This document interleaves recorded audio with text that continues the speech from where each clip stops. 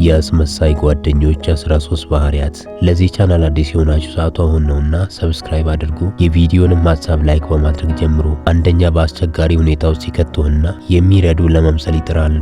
አንተ ችግር ውስጥ እስክትገባ ድረስ ምንም አይነት ዋጋ ለመክፈል ዝግጁ ናቸው። ልክ አንተ መጥፎ ሁኔታ ውስጥ ስትገባ እንደማያውቁ ሆነው ዘወር ይላሉ። እስከ ችግር ድረስ ይሸኙህና ኋላ ላይ አጠገብህ እንኳን አንድ ሰው እስከማይገኝ ድረስ ብቻህን ትቀራለህ። ሁለተኛ፣ በፊት ፈገግ ይሉና ከኋላ ያሙሃል። አስመሳይ ጓደኞች ሁሌም ሲያገኟችሁ በፈገግታ ነው። ሲለዩአችሁ ግን ከጀርባችሁ ልክ እንደ ረጅም ዜና ስለናንተ ሲያወሩ ውለው ያድራሉ። ስለናንተ ጥሩ ነገር በፍጹም አያወሩም። የሚገርመው ደግሞ ይህንን ሲያደርጉ ለረጅም ጊዜ በፍጹም አታውቁባቸው። ከረፈደ በኋላ ነው ሐሜተኞች መሆናቸውን የምታውቁት። ሶስተኛ፣ ደግነታቸውን ከተጠቀሙ በኋላ ደካማ እንደሆናቸው አድርገው ይወቅሷቸዋል። እናንተ ለነርሱ የምታደርጉትን መልካምነትና ደግነት እናንተ እነርሱን ላለማጣት የምታደርጉት ነገር እንጂ ከፍቅር የምታደርጉት አይመስላቸውም። ስለዚህ እንደ ሞኝ ልትቆጠሩ ትችላላችሁ። በገዛ መልካምነታቸውና ደግነታቸው ትወቀሳላችሁ። ለምታደርጉት ነገር ዋጋ አይሰጧችሁም። አራተኛ፣ ጉልበትን አሟጠው ይጠቀሙብህና ሲደክምህ ወደ ኋላ ቀረህ ይለዋል። ጊዜያችሁን ጨምሮ ያላችሁን ነገር በሙሉ ከተጠቀሙና የተሻለ ቦታ ከደረሱ በኋላ እናንተን መናቅ ይጀምራሉ። በእናንተ ቀን እንደወጣላቸው እንኳን ይረሳሉ። ይልቅስ እንደ ሰነፍና ለለውጥ እንዳልተዘጋጀ ትቆጠራላችሁ። የዋላችሁላችሁን ውለታ በባዶ ያባዙታል። በዚህም መንገድ የልባችሁ ስብራት ይሆናሉ።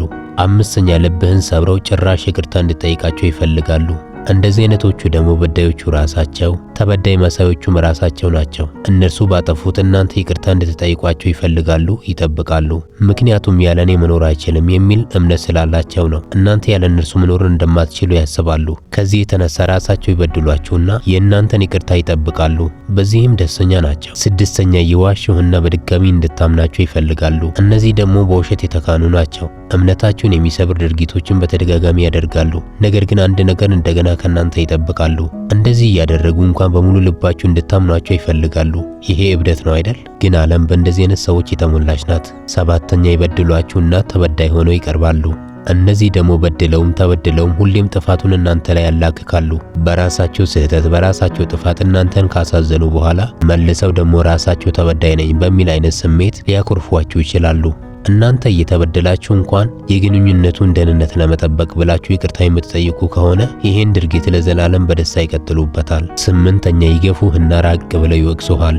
እነዚህ ደግሞ በራሳቸው ጥፋት እንድትርቋቸው ያደርጋሉ።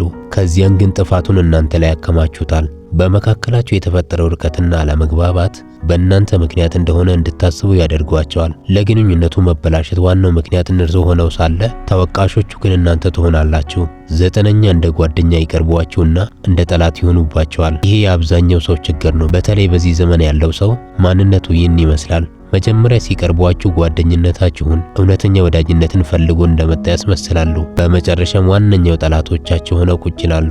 ይህ ለምን እንዲህ ይሆናል መሰላችሁ?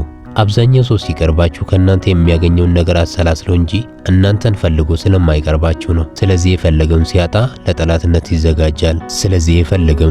ልቡን ለጠላትነት ያዘጋጃል። አስረኛ፣ ትግልህን ችላ ይሉና በስኬት ላይ ዋና ተዋናይ እኔ ነኝ ይላሉ።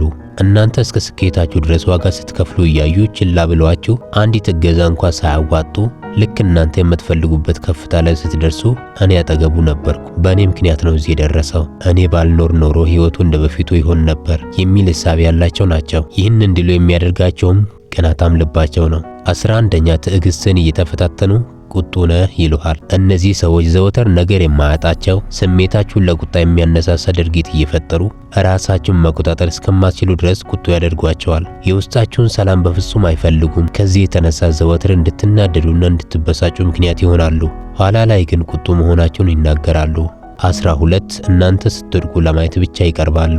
እነዚህ አይነቶቹ ደግሞ ከየት እንደመጡ እንኳን ሳታውቁ የውድቀታችሁን ባንዲራ ለመያዝ ብቅ ይላሉ። መውደቃችሁን ለሌሎች ለማሳየት የሚቀርቡ ናቸው። ሁሌም ልክ እንደ አዛኝና አይዞባይ ከአጠገባችሁ በፍጹም አይጠፉም።